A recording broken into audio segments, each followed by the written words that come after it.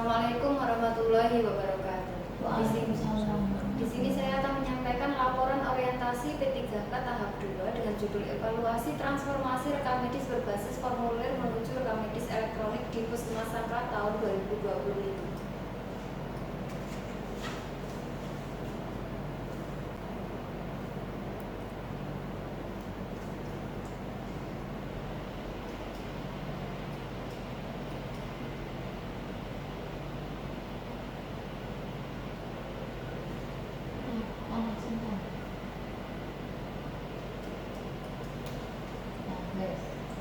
Perkenalkan, nama saya Dita Widiati dari Formasi Perekam Medis Terampil dari P3K Formasi tahun 2023 yang dilantik pada Juni 2024 bertempat di Puskesmas Sangka, Kota Surakarta.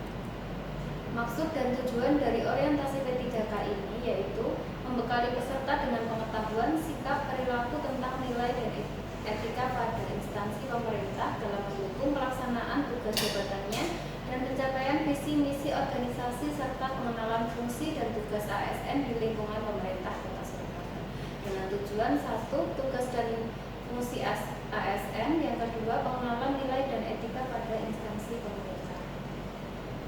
Waktu pelaksanaan orientasi dimulai pada 16 Mei 2025 sampai dengan 20 Juni 2025.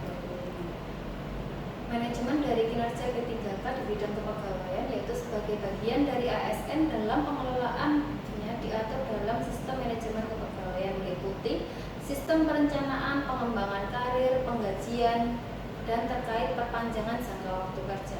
Dengan penilaian kinerja menurut Permen PAN RB nomor 6 tahun 2022 tentang pengelolaan kinerja pegawai ASN, yang pertama, perencanaan kinerja meliputi penetapan dan klarifikasi ekspektasi. Yang kedua, pelaksanaan pemantauan dan pembinaan kinerja pegawai meliputi pendokumentasian kinerja, pemberian umpan balik, pengembangan kinerja pegawai.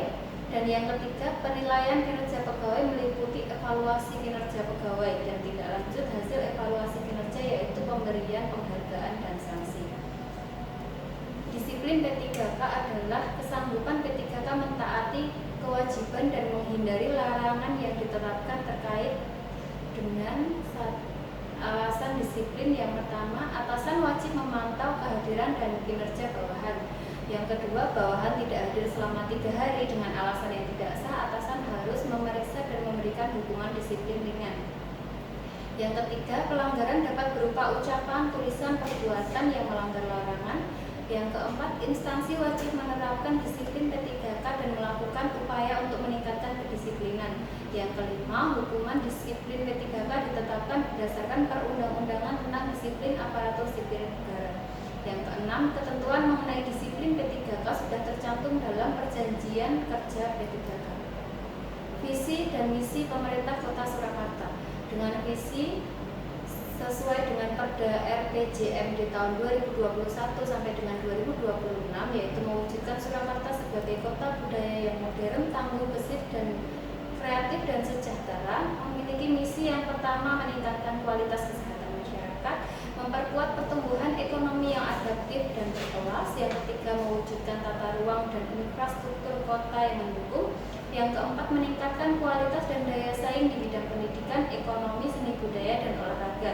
Yang kelima, mengembangkan tata kelola pemerintahan dan pelayanan publik yang gesit, kolaboratif, berlandaskan semangat gotong royong dan kebinekaan. Yang keenam, mewujudkan kemakmuran dan kesejahteraan bersama warga kota yang berkeadilan dan inklusif. Yang ketujuh, mewujudkan daerah yang kondusif dan kerukunan antar umat beragama dalam tata kehidupan bermasyarakat yang saling menghormati. Profil dari Dinas Kesehatan. Dinas Kesehatan merupakan unsur pelaksana urusan bidang kesehatan yang menjadi kewenangan daerah yang dipimpin oleh Kepala Dinas Kesehatan yang saat ini dijabat oleh Dr. Retno Irawati Wulandari. Unit kerja Dinas Kesehatan Kota Surakarta terdiri dari 2 rumah sakit, 17 puskesmas, 26 pustu, 1 instansi farmasi, dan 1 labkes. Dengan visi mewujudkan Dinas Kesehatan Kota Surakarta dengan kerja ikhlas dan memberi pelayanan prima, terdapat 3 misi. Yang pertama, memberikan pelayanan prima berorientasi pada kesesuaian peraturan perundang-undangan yang berlaku, keterbukaan informasi pengawasan. Yang kedua, meningkatkan kualitas SDM aparatur secara periodik dan berkelanjutan. Yang ketiga, mengembangkan sarana dan prasarana serta memutakhirkan teknologi informasi. Renstra Dinas Kesehatan Kota Surakarta memiliki tujuan umum ingin mencapai pelaksanaan Renstra Dinas Kesehatan Kota Surakarta dalam kurun waktu 2021 sampai dengan 2026 dengan meningkatnya kualitas pembangunan kesehatan masyarakat dengan program strategis diantaranya: 1. Peningkatan pelayanan kesehatan sesuai standar, 2. Pemenuhan sarana dan prasarana, 3. Pemenuhan peningkatan kompetensi, 4. Meningkatkan kualitas sediaan farmasi, 5. Menciptakan paradigma sehat di masyarakat, yang keenam meningkatkan pola hidup bersih dan sehat di masyarakat, dan yang ketujuh meningkatkan akuntabilitas kinerja. Struktur organisasi di Dinas Kesehatan Kota Surakarta sebagai berikut. Profil Puskesmas Sangkrah. Puskesmas Sangkrah sebagai unit pelaksana teknis Dinas Kesehatan yang menyelenggarakan sebagian dari tugas teknis operasional Dinas Kesehatan dan ujung tombak pembangunan kesehatan di wilayah kerjanya. Puskesmas Sangkrah dibangun sesuai standar puskesmas non rawat satu lantai pada tahun 1984 yang kemudian mengalami renovasi menjadi 2 lantai pada tahun 2014. Wilayah kerjanya mencakup 2,67 km persegi terdiri dari Kelurahan Sangkrah, Kelurahan Mojo, Kelurahan Semanggi, dan Kelurahan Gedung.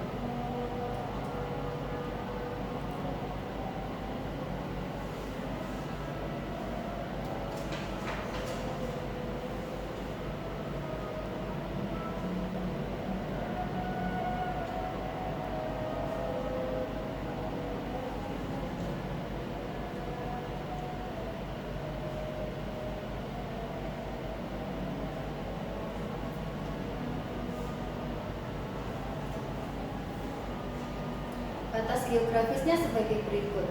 Berikut visi dan misi Puskesmas Sangkrah dan SOTK Puskesmas Sangkrah tahun 2023. Selanjutnya kita masuk ke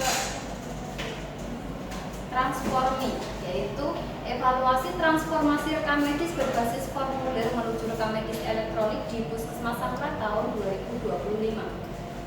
Dengan rencana dan hasil kerja trial error RME di unit kerja Puskesmas Sangkrah dengan identifikasi isu yang pertama, penerapan rekam medis elektronik sesuai Permenkes nomor 24 tahun 2023 tentang rekam medis elektronik. Yang kedua, rekam medis elektronik menawarkan manfaat yang signifikan. Yang ketiga, transformasi dari rekam medis berbasis formulir ke rekam medis elektronik mengalami beberapa kendala. Dan yang keempat, mengevaluasi kendala dan tindak lanjutnya.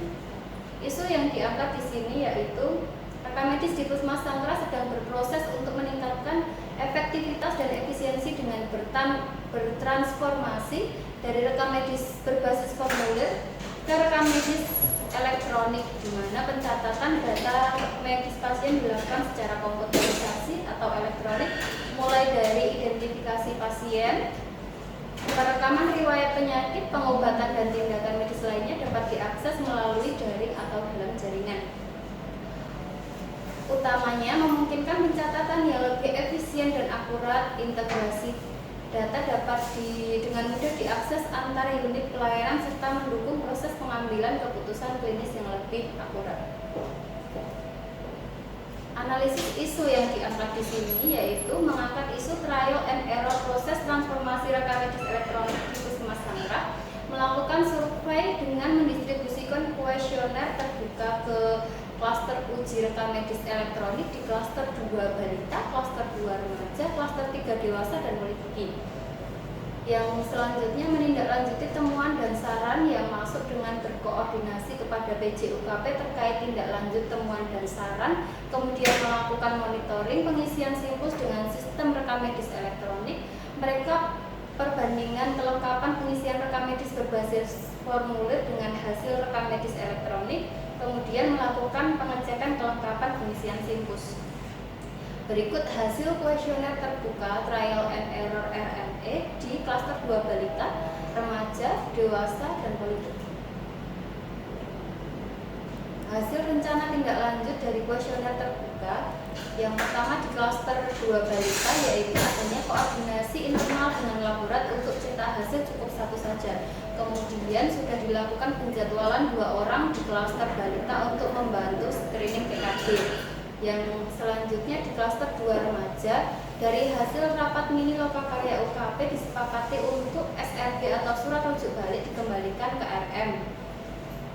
Di klaster 3 dewasa disepakati yang pertama mencantumkan KIE rujukan ke poli dan rumah sakit apa di bagian rencana keperawatan di Simpus. Kemudian backup untuk Simpus error adalah dengan mengambilkan rekam medis manual pasien. Yang ketiga sudah disambungkan dengan printer wireless untuk mencetak rujukan dari setiap bilik di ruang pemeriksaan. Yang keempat dicetakkan label 1 untuk rujuk internal dan laborat. Di poli gigi, dari hasil koordinasi sistem tidak dirancang untuk memunculkan tinggi badan dan berat badan karena kemungkinan adanya kenaikan atau penurunan tinggi badan dan berat badan saat pemeriksaan selanjutnya. Hasil sampling perbandingan review kelengkapan pengisian Simpus dari rekam medis manual dengan rekam medis elektronik. Di sini ada Simpus yang lengkap dan tidak lengkap, serta rekam medis manual yang lengkap dan tidak lengkap. Didapatkan hasil Simpus yang lengkap dan manual yang lengkap itu ada 2, sedangkan Simpus yang tidak lengkap dengan manual lengkap itu ada 4. Simpus yang lengkap dengan manual yang tidak lengkap ada 3, dan Simpus yang tidak lengkap dan manual yang tidak lengkap ada 2. Ada 3 PR yang masih menjadi review kelengkapan pengisian Simpus. Berikut pengisian Simpus rekam medis elektronik yang lengkap. Di sini ada anamnesa, di sini ada pemeriksaan tanda-tanda vital, di sini ada diagnosa, ada pemberian obat, kemudian rencana tindak lanjut, kemudian ada rencana keperawatan, dan di sini ada pengobatan tindakan yang diberikan. Statistik kelengkapan pengisian rekam medis berdasarkan perbandingan antara diagram kelengkapan pengisian rekam medis berbasis formulir bulan Maret sampai Mei tahun 2025 dibandingkan dengan diagram kelengkapan pengisian rekam medis elektronik yang sedang berjalan mulai bulan Juni tahun 2025 didapatkan data sebagai berikut. Di bulan Maret ada 8 dokumen rekam medis tidak lengkap dari 425 dokumen lengkap. Di bulan April ada 7 dokumen tidak lengkap dan 318 dokumen lengkap. Di bulan Mei ada 4 dokumen rekam medis tidak lengkap dan 446 dokumen rekam medis lengkap. Sedangkan di bulan Juni mulai diterapkan rekam medis elektronik, ada 88% rekam medis dinyatakan lengkap dan 12% rekam medis dinyatakan belum lengkap. Dari statistik kelengkapan pengisian rekam medis tersebut didapatkan faktor ketidaklengkapan pengisian dipengaruhi oleh belum terbiasanya dalam pengisian rekam medis yang lengkap. Yang kedua, ada beberapa poin isian baru di Simpus. Yang selanjutnya adaptasi petugas terhadap waktu pelayanan dengan RME dan pengaruh profil jaringan. Di sini dari data 88 itu terdapat sejumlah 176 dari 200 pengisian rekam medis elektronik dinyatakan lengkap, sedangkan 12% yaitu sebanyak 24 dari 200 pengisian rekam medis elektronik dinyatakan tidak lengkap. Tindak lanjutnya dari review kelengkapan rekam medis ini, yang pertama konsultasi alur lanjutan terhadap ketidaklengkapan pengisian rekam medis elektronik Simpus. Yang kedua, menyusun strategi kendali ketidaklengkapan pengisian rekam medis elektronik di Simpus.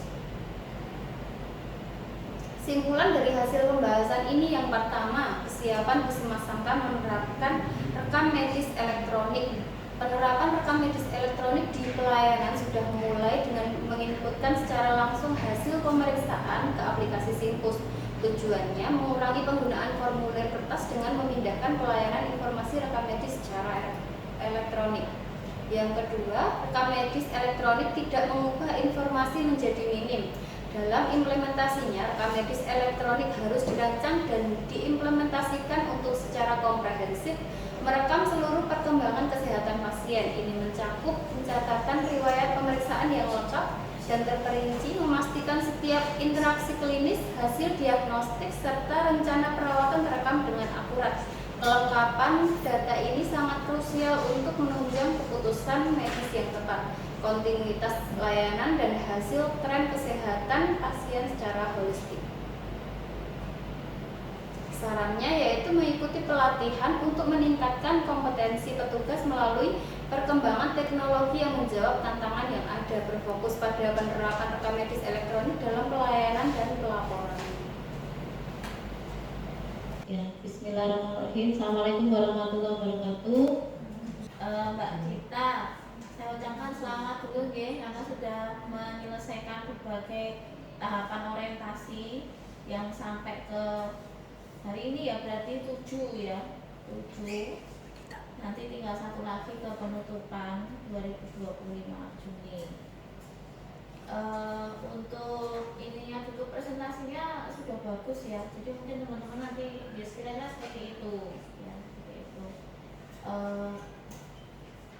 Nah nanti mungkin tadi itu sudah mempersilahkan, maksudnya kayak selamat datang, terima kasih kepada mentor, itu udah belum? Belum. Nah nanti itu ya belum gitu, nggak apa-apa. Terus kemudian untuk laporan itu ya disajikan. Jadi ya memang karena kita menilainya itu di laporannya juga. Malah nek slide orang perlu mbok print ke apa-apa, malah karena kan sudah bisa ditampilkan dan kita sudah bisa membaca. Kemudian kita cross check dengan laporannya. Ya ini laporannya juga disajikan kan. Tapi overall udah bagus. Saya langsung ke kontennya ya, ke laporannya. Saya tidak tahu laporannya sepertinya sudah baik kok ya, sudah baik. Jadi mungkin yang di sini aja yang apa? Seperti ini. Untuk yang struktur izin operasional kita sudah ada yang baru ya, bukan 2018 lagi. Jadi nanti pakai izin operasional berbasis resiko kita dari BPM PTSP 2 BPM PTSP ya. Nanti di laporannya masih yang 2018 nanti disesuaikan. Terus kemudian pembangunan di tahun 2023 juga belum ditambahkan ya, karena kan di sini ada bilang 1994 dibangun, kemudian renovasi 2014, nah ini kan kita nambah lagi baru malah mobil baru ya di 2023. Kemudian untuk SOTK Puskesmas ini juga masih SOTK yang lama. SOTK yang baru kita kan sudah pakai klaster, dan undang-undang yang dipakai pun juga sudah pakai undang-undang tentang puskesmas yang baru, Undang-Undang Nomor 19 tahun 2024. Nanti dicek ya teman-teman ya. Sudah? Tulisannya belum? Belum. Apanya? Nanti tak masih. Cuma direvisi sekarang apa besok? Besok aja. Ya besok sekalian. Nanti silakan pengakuan dosa dulu. Boleh ya. Tadi di awal, mohon maaf ini kami revisi Bu, gitu untuk SOTK-nya masih akan ada revisi perbaruan gitu aja. Ya, jadi udah kertas terus udah nggak penanggung jawab mutu gini-gini udah nggak ada. Kemudian saya langsung ke kontennya ya. Untuk rencana trial and error, iya coba ditampilkan Mbak yang hasil kuesioner yang trial error, sama agak di zoom sedikit.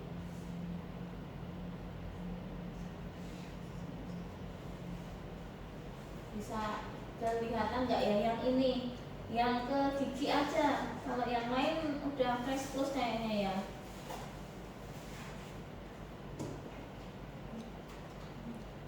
Nek sing dicetake label iki sidane piye? Nah. Oke. TB dan BB tidak pernah tercatat di komputer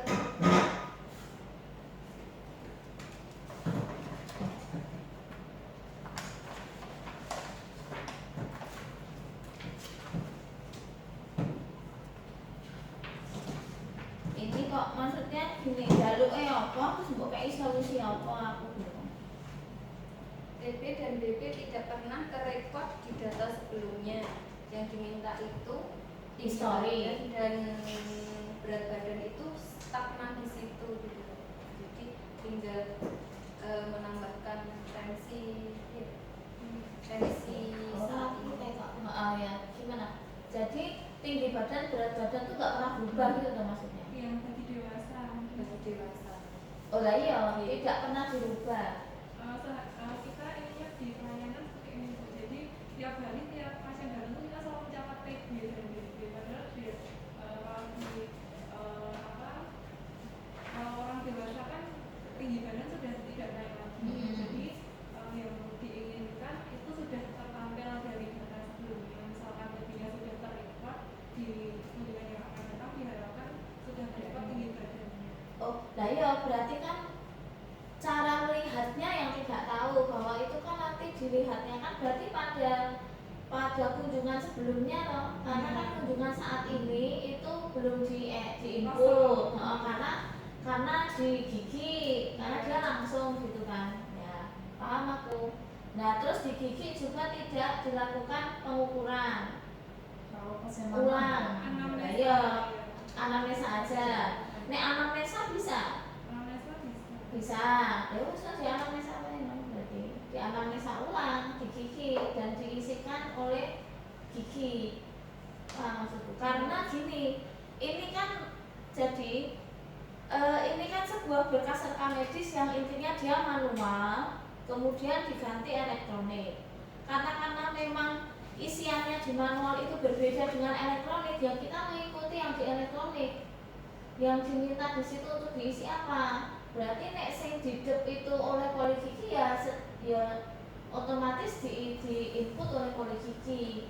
Kecuali jika saya nggak menginginkan informasinya itu sekarang Bu, saya menginginkan informasinya itu yang kemarin aja nggak apa-apa. Berarti jenengan buka di history kan gitu. Karena kan rekam medis elektronik itu kan pembukanya itu lewatnya data kunjungannya yang kemarin kan, tapi kan itu juga tidak valid. Karena kan kalau yang kemarin ya soalnya tinggi badan, berat badan berubah-ubah. Ya memang harus di anamnesa ulang gitu, karena memang itu kaitannya dengan isi yang di dalam rekam medisnya itu ya memang harus diisi setiap saat. Paham ya? Ya tapi memang ini siapa sih seperti kayak tinggi badan gitu, berarti mungkin ada kemungkinan ada perubahan. Karena kan pasien gue nek ditekoki kan gue tinggi badannya berapa ya misalnya lali. Sesuk aku ngomong 150 itu, sesuknya mana aku ngomong 155 itu ya mungkin gitu. Tapi ya wis itu ya namanya aja RME itu kelemahannya emang di situ. Kalau petugas entry-nya berbeda karena unitnya berbeda dan tidak melihat rekor yang sebelumnya, yaitu resikonya di situ. Dalam artian gini maksudnya Mbak Widya, dari hasil koordinasi sistem tidak dirancang untuk memunculkan TB dan BB, itu seakan-akan tidak ada solusi. Wes ora ada solusi, ora iso aku gitu ya Pak ya. Karena kita harus tahu subjeknya yang bisa menyelesaikan ini tuh ranahnya di siapa, di rekam medis atau di teman-teman di teman-teman nakes namet di unit layanan atau di mana. Itu berarti kewajiban untuk melengkapi rekam medis pada saat memang dihadirkan di situ. Ya wes bolong-bolong ya kudu diiseni oleh unit layanan.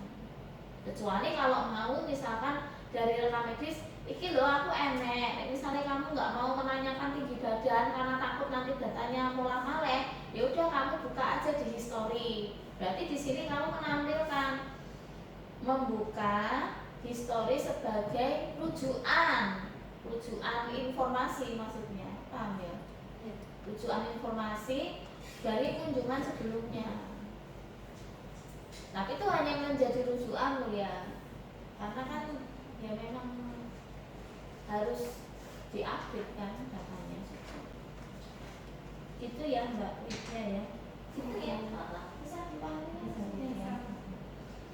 Terus kemudian untuk seluruh rencana tindak lanjut ini berarti kan sudah berupa tindak lanjut mestinya. Kan? Iya. Karena kan sudah ditindaklanjuti semuanya, sudah dikoordinasikan. Berarti ya judulnya bukan rencana tindak lanjut. Rencana judulnya sudah menjadi tindak lanjut. Kan ini tindak lanjut kan? Tindak lanjut. Terus tindak lanjut ini pun juga di fallback kan Mbak? Di fallback.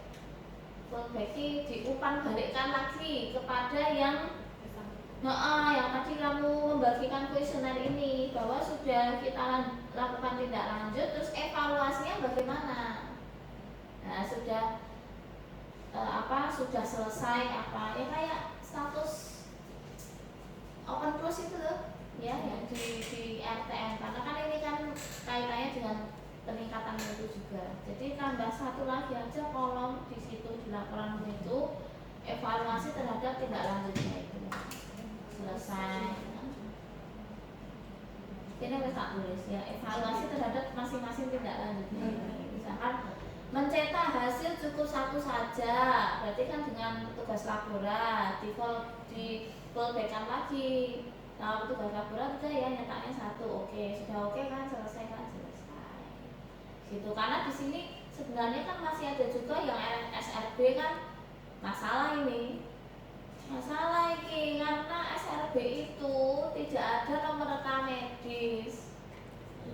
Jadi teman-teman bisa membayangkan ya, kita tuh dikasih kertas wel-welan, terus kemudian kita harus jarengi, di situ masih mencari nomor rekam medisnya, baru nanti kita harus masukkan di satu-satu.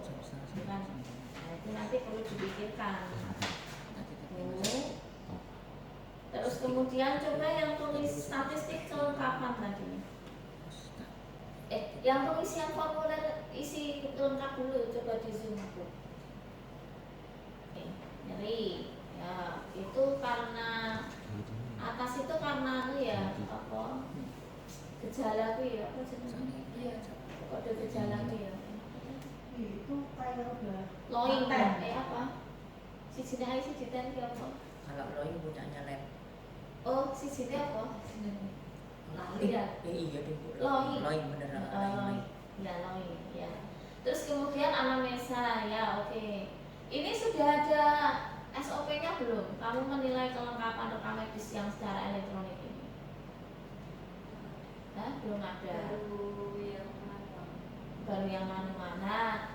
Sebaiknya dibuat SOP-nya. Boleh kamu menjadikan rencana tindak lanjut yang selanjutnya nggak apa-apa, jangka ini nggak apa-apa, kan ini baru men-trial gitu ya. Oh supaya gini Mbak, kalau misalkan kita itu punya patennya, kayak kita punya SOP untuk audit rekam medis manual, kan kita pun juga ada tinjauan pustakanya terkait audit rekam medis manual yang kuantitatif itu meliputi apa saja, itu jelas ya toh. Mbok iki ning ngendi wae tetap auditnya itu yang diaudit ini gitu. Nah, kalau kita nanti ditanyakan, aku ki kudu ngisi lengkapi buat bagian ngendi wae. Sing mbok katakan iki lengkapi sing apa wae gitu, kamu harus punya indikator patennya gitu. Jadi dan itu dituangkan di dalam SOP.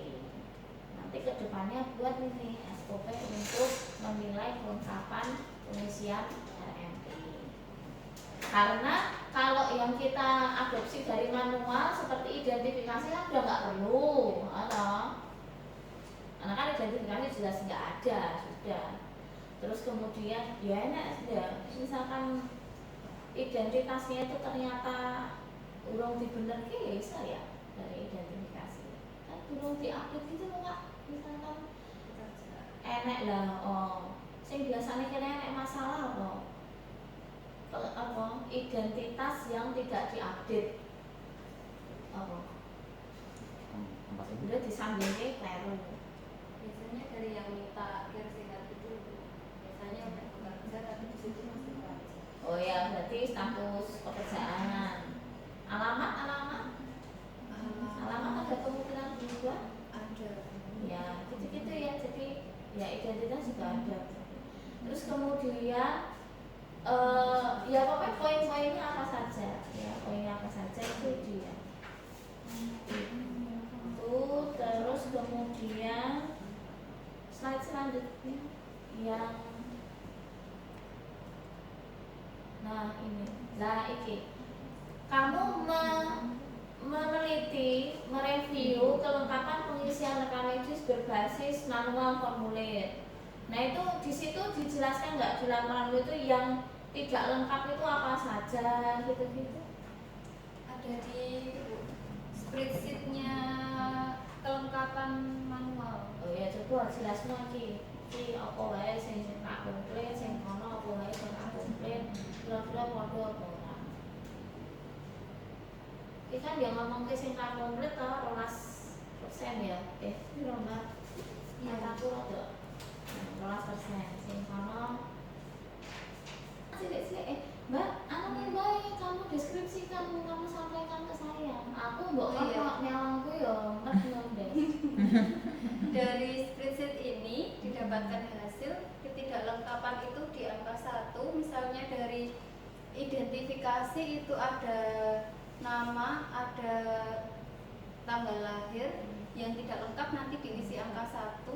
Di akhirnya sudah ada rekap, nanti ada berapa yang ada angka 1-nya, berarti itu tidak Paham.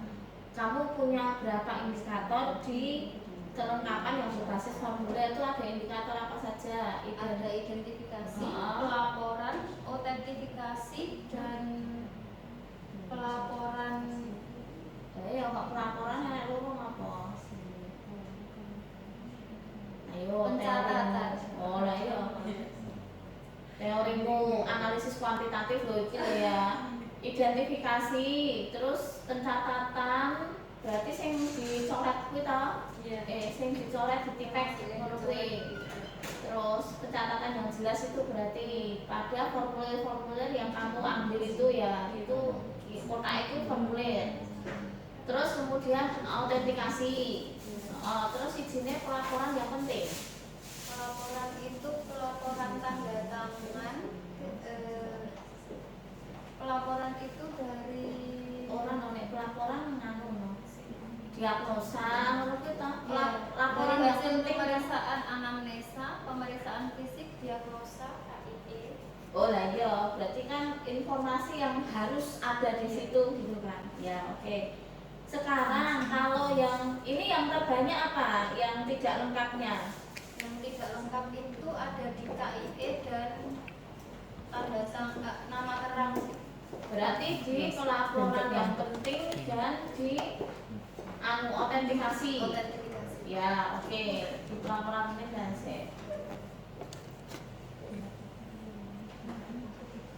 pelaporan penting dan autentikasi. Kemudian sekarang yuk lanjut ke yang RME. Kamu indikatornya apa saja?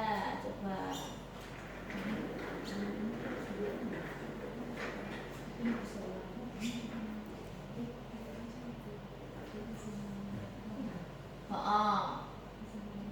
Indikatornya apa saja? Indikator berarti pengisian dari ini. Bukan. Oh bukan, kan tadi kan kalau yang rekam medis berbasis formulir itu kan indikatornya identitas, pelaporan penting, autentikasi, sama satu lagi pencatatan. Pencatatan apa toh? Dan RME indikatornya apa? Belum ada. Lah itu yang makanya di sini tidak ada berarti Excel yang seperti yang manual tadi tidak ada untuk yang RME ini. Ada, tapi mengadopsi dari yang itu. Oh ya coba Cindy tampil no. Oh ya bener tampil dia berarti. Aku lah iso maca. Ini yang ya coba di digedek kesek Kak. Ya oke, naik dulu di judul tabelnya. Oh sama. Tahun 2025. Iya sama, Bu.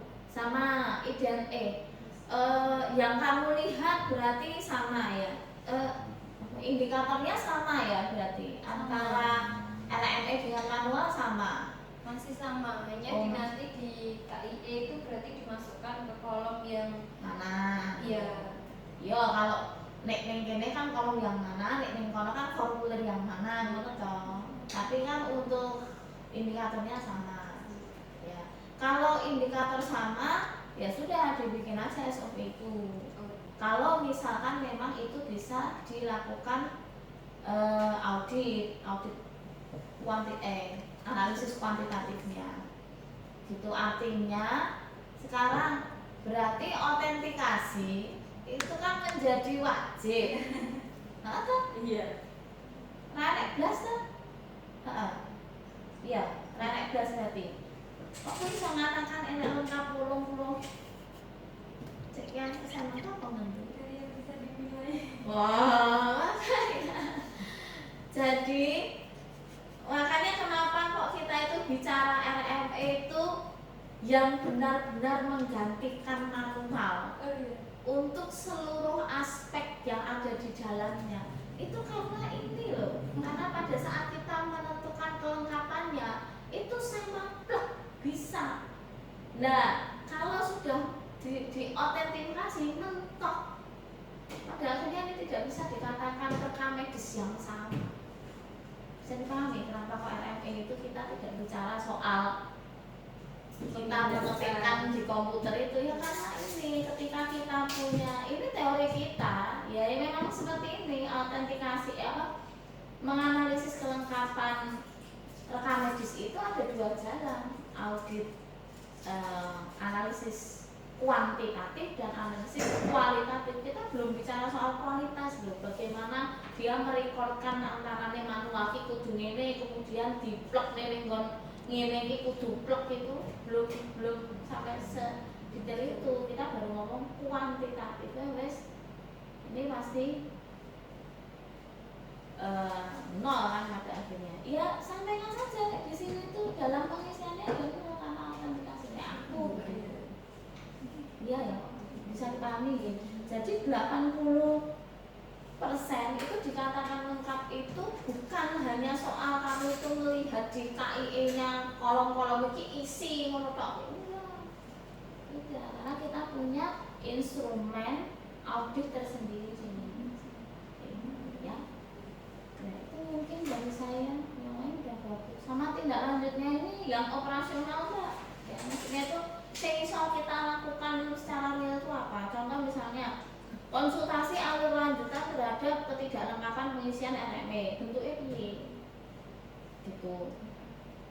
Menyusun strategi kendali bilang piye kayak misalnya bilang Bu Nina tuh nggak cantik gitu lah terus aku kudu piye kan ya Bu Nina yang cantik dong lah iya cantik kudu piye aku gitu mana aku kurang pendak apa aku butuh nganggo alis badai kah? Atau aku harus gimana ya jadi operasional kendali nanti kamu susun kira-kira dalam bentuk gimana spreadsheet kah yang seperti ini itu ya kemudian menyusun kalau konsultasi alur lanjutan berarti mestinya nanti outputnya adalah kamu ada alur untuk pengisi alur kelengkapan. Nah nanti tindak lanjutnya harus melengkapinya kan seperti apa? Kan belum ada sampai sekarang kita ya. Belum ada tadi ini juga itu kan menjadi tindak lanjut nanti. Ini kan itu nanti karena kan kamu ini fokusnya ke kelengkapannya dulu. Nanti nek wis tidak lengkap, mbok florke terus aku gitu. Baleni sing dhisik. Kan berarti kan kudu nulis ngetik ke meneh sing dhisik. Lah kuwi kok sing ngetik aku oleh berarti ya. Iya ya. Karena kalau yang manual ini misalkan ya, misalnya ini kan kita tahu ya manual itu kan iki nek misalkan dokumen tidak lengkap. Kan mesti mbok balekke. Iya. Berdasarkan apa? Mbok balekke ning sapa ki berdasarkan kuwi nomormu ning apa?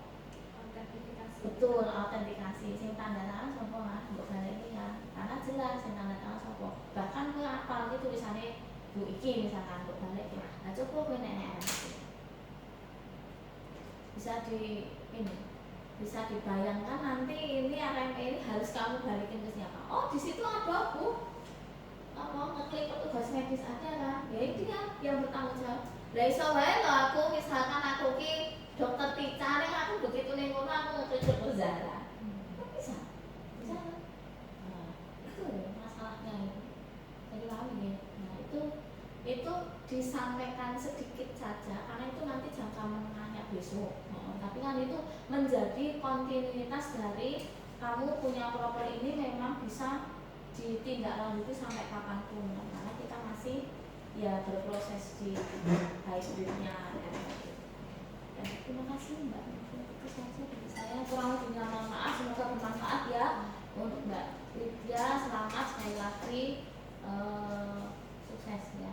Assalamualaikum warahmatullahi wabarakatuh. Waalaikumsalam. Waktunya dulu. Terima kasih, sekian presentasi dari saya. Wassalamualaikum